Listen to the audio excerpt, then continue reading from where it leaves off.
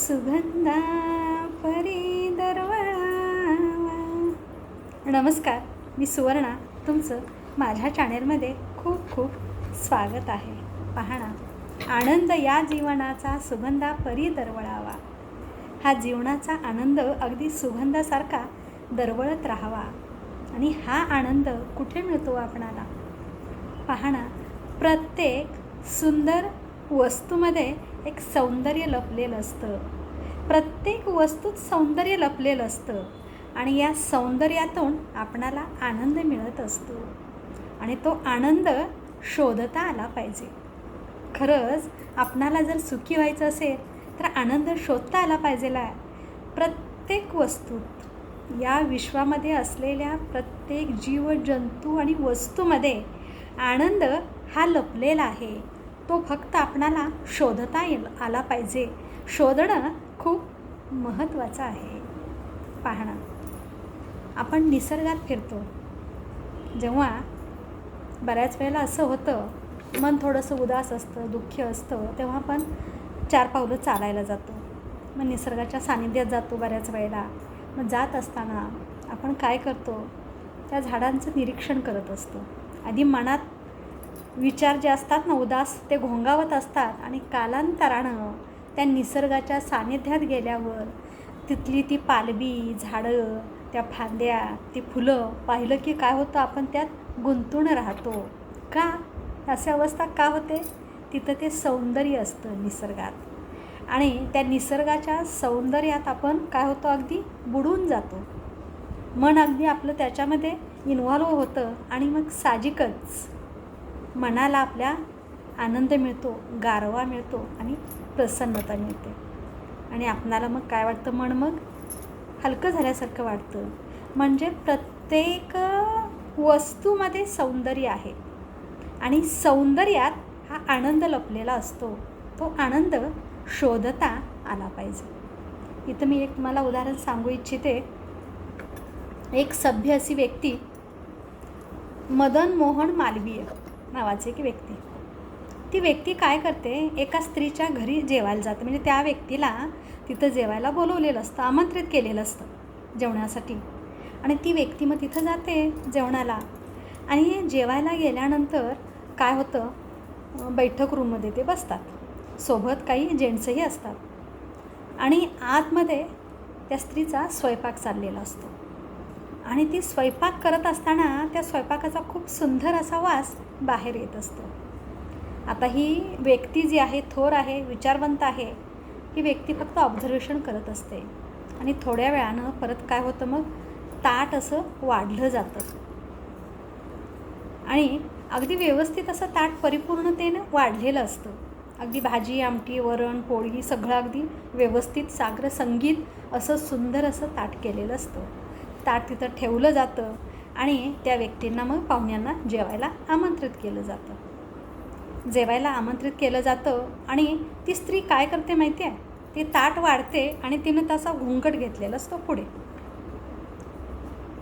व्यक्ती विचारात पडते, ह्या स्त्रीनं एवढं आमंत्रित जेवायला केलेलं आहे आणि घुंगट का असा घेतलेला आहे, चेहरा का असा लपवलेला आहे, झाकून घेतलेला आहे. झालं, ताट वाढलेलं असतं. मग ते पाहुणे असतात, ते जेवायला बसतात तिथं आणि ते ताटाचं ऑब्झर्वेशन करतात. किती सुंदर ताट वाढलेलं, अगदी आखीव रेखीव असं ताट वाढलेलं असतं. त्या स्वयंपाकाचा वास तर अतिशय खमंग असा सुटलेला असतो. अगदी ते ताट पाहिल्यावर प्रसन्न वाटतं. ती व्यक्ती ताटाकडे पाहते आणि ती स्त्री सांगते, जेवायला सुरुवात करा. ती व्यक्ती म्हणते, नाही, मी जेवणार नाही. स्त्री ती नाराज होते, म्हणे, काय झालं, चुकलं का माझ्या हातून? मी चुकीचं काही वाढलं गेलेलं आहे का या ठिकाणी?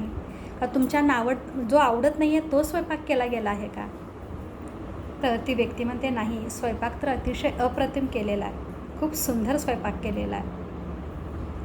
फक्त मला प्रश्न पडलेला आहे, तुम्ही मला जेवायला बोलवलात, मी जेवायला आलेलो आहोत, आणि तुम्ही म्हणजे असा चेहरा का लपवलेला आहे? काय कारण आहे? का चेहरा लपवला आहे? तर नाही, म्हणे, तुम्ही काय करा, त्या चेहऱ्यावरचं घुंगट बाजूला करा. तर ती स्त्री म्हणते, नाही, मी हा घुंगट बाजूला करू शकत नाही. कदाचित मी घुंगट जर बाजूला केला तर तुम्ही जे वाढलेलं जेवण आहे ना ते तुम्ही जेवणार नाही. ती थोर व्यक्ती म्हणते, असं कसं? इतका सुंदर स्वयंपाक केलेला आहे आणि एका स्त्रीनं स्वयंपाक बनवलेला आहे, तो सुंदरच असणार ना. तर नाही म्हणे, मी घोंगट काढू शकत नाही. तर ती व्यक्ती म्हणते, नाही, हा घोंगट काढल्याशिवाय मी जेवू शकत नाही. का चेहरा लपवला आहे याचं मला कारण हवं आहे. बऱ्याच अंती विनवणी केल्यानंतर ती स्त्री सांगते, घोंगट काढत नाही पण स्त्री सांगते की माझा चेहरा एवढा विद्रूप आहे, जर माझा चेहरा तुम्ही पाहिलात तर तुम्ही जेवणार नाही, तसेच त्या ताटावरून उठाल. तेव्हा त्या व्यक्तीनं बोललेले बोल अतिशय महत्त्वाचे आहे. ज्या स्त्रीच्या हातामध्ये एवढं कौशल्य आहे, इतकं सुंदर हा स्वयंपाक तिने बनवलेला आहे, एवढं सुंदर ताट तिनं ते वाढलेलं आहे, एवढं कौशल्य ज्या स्त्रीजवळ असतं ती स्त्री कुरूप कधी नसते, ती सुंदरच असते. आणि जी स्त्री मुलाला जन्म देते ती कधी कुरूप नसते, ती सुंदर असते. त्या या थोर व्यक्तीच्या बोलण्यावरून त्या स्त्रीच्या मनाला हायसं वाटतं, स्त्रीसुद्धा प्रसन्न होते, चेहऱ्यावरचा घोंगट काढते. ती थोर व्यक्ती पाहते आणि व्यक्तीला वाईट वाटतं की चेहरा असा का झाला. तेव्हा ती सगळी हकीकत सांगते की चेहऱ्या पाठीमागचं काय रहस्य आहे ते. आणि मग तेव्हा ती थोर व्यक्ती सांगते की तुम्ही तर अगदी थोर आहात, तुमच्या हातामध्ये तर कलागुण आणि कौशल्य आहे, किती सुंदर हा स्वयंपाक केलेला आहात, मग तुम्ही कुरूप कसे असाल? एवढे कलागुण तुमच्यात भरलेले आहेत म्हणजे तुम्ही सुंदरच आहात. आणि तेव्हा त्या व्यक्तीच्या मनालासुद्धा आनंद होतो आणि मग ती व्यक्ती अगदी पोटभर जेवते आणि तृप्त होऊन निघून जाते. तर सौंदर्य जे असतं ना, आपली पाहण्याची दृष्टी पाहिजे आहे. प्रत्येक वस्तूमध्ये, प्रत्येक व्यक्तीमध्ये सौंदर्य लपलेलं असतं. ते सौंदर्य फक्त पाहता आलं पाहिजे, सौंदर्य आपणाला टिपता आलं पाहिजे की हे सौंदर्य कशात आहे. पहा, आपण जेव्हा चालत असतो आणि चालता चालता रस्त्यात आपणाला एखादा असा वेगळा काहीतरी दगड दिसतो आणि तो दगड दिसल्यानंतरसुद्धा आपल्या मनाला वाटतं, अरे वा, याचा आकार किती छान आहे, आपण पटकन उचलून घेतो. म्हणजे त्या दगडाकडे पाहण्याची दृष्टी आपली वेगळी होती आणि त्याच्यामुळे साहजिकच काय होतं, मग ते आपणाला तो दगडसुद्धा, सगळे तसे दगडच असतात ना, पण त्या दगडातसुद्धा मग सौंदर्य दिसतं. म्हणजे सौंदर्य हे प्रत्येक वस्तूमध्ये लपलेलं असतं, फक्त आपली ती दृष्टी असणं गरजेचं आहे. कारण जशी आपली दृष्टी असते ना तशी आपणाला सृष्टी दिसत असते. म्हणूनच तुम्ही सौंदर्य शोधा म्हणजे तुम्हाला आनंद भेटेल, सुंदरता शोधा म्हणजे तुम्हाला आनंद भेटेल. तुम्हाला आनंद हवा आहे ना तर प्रत्येकात ते सौंदर्य शोधा. तुमचं जे काम आहे ना त्या कामातसुद्धा सौंदर्य शोधा, त्याच्यात तुम्हाला आनंद मिळेल. म्हणजे सौंदर्य शोधलं की आपणाला आनंद हा मिळत असतो आणि मनुष्य तर सौंदर्याचा पुजारीच असतो. हे काय वेगळं सांगायला नको आहे, कारण सुंदरतेचे आपण सर्व पुजारी आहोत. त्याच्यामुळं सुंदर व्यक्ती, सुंदर स्त्री पाहिलं की आपल्या मनाला प्रसन्न वाटतं ना. मग मनात नेहमीच वाईट विचार असतात असं काही नाही आहे. एखादी सुंदर व्यक्ती पाहिलं की प्रसन्न वाटतं. एखादी हसमुख व्यक्ती असते, समोर येते, तेव्हा आपल्या मनाला हायसं वाटतं ना, मन प्रसन्न होतंच. म्हणजेच सौंदर्य प्रत्येक छोट्या छोट्या वस्तूमध्ये लपलेलं आहे, ते फक्त आपणाला शोधता आलं पाहिजे. पहा, एकदा असेच पु ल देशपांडे रस्त्याने चालले होते आणि त्यांचा मित्र बोलवतो, म्हणे, या, माझं घर बांधायला काढलेलं आहे. मग घर बांधायला काढल्यानंतर आपल्याला उत्सुकता असते ना, आपण दाखवतोच ना प्रत्येकानं, असं घर बांधत आहे, तसं घर बांधत आहे, इथं बेडरूम आहे, इथं किचन आहे, इथं हॉल आहे, वगैरे वगैरे आपण सगळं सांगत असतो ना. मग ती व्यक्तीसुद्धा तेवढ्याच उत्सुकतेनं बोलवते आणि ती व्यक्ती काय करते, स्वतः त्या व्यक्तीने एक वीट बनवलेली असते आणि ती बनवलेली वीट ती व्यक्ती पु ल देशपांडे यांच्या हातात ठेवते. हे पहा, ही वीट मी स्वतः बनवलेली आहे. आणि दुसरी वीट असते ती विक्रीची असते, तीही वीट त्या व्यक्तीच्या हातात ठेवते.